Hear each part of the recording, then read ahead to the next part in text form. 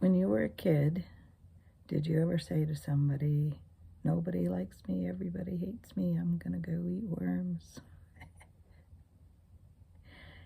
My mom used to say that to me whenever I was in a mood, having a snit fit. So, good morning. This is Aunt Beth. Welcome to my lamppost.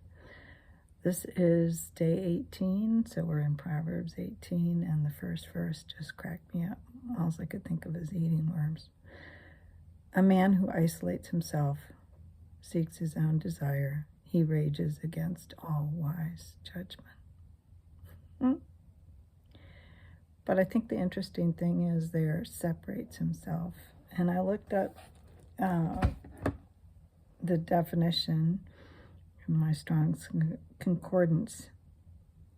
And it basically means with a sense of hostility, to separate, part, divide, scattered, severed, sundered. So it's interesting because that word is, the Bible actually says who isolates himself, but when you go into the King James and into the Hebrew, it says who separates himself. And I sometimes think, is that happening with me in the sense of, am I cutting myself off? From others, from God, just because I'm having a snit fit. That's totally different, by the way, than putting others in timeout because they have violated your boundaries. I'm not talking about that. I'm talking about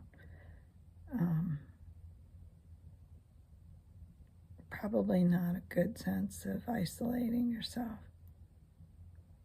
We're tribal people. We're communal people. We were meant to be in community.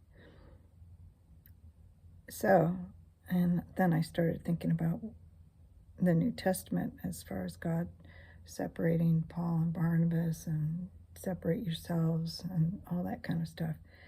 But that's a different word. I think most of you probably know that English is a little kludgy in the sense of, oh, I love cheesesteak, and I love you, and, the Greeks actually, and most other languages, have several words for the nuances. We don't really have nuances. So, love, meaning I love cheesesteak, is phileo, I'm guessing.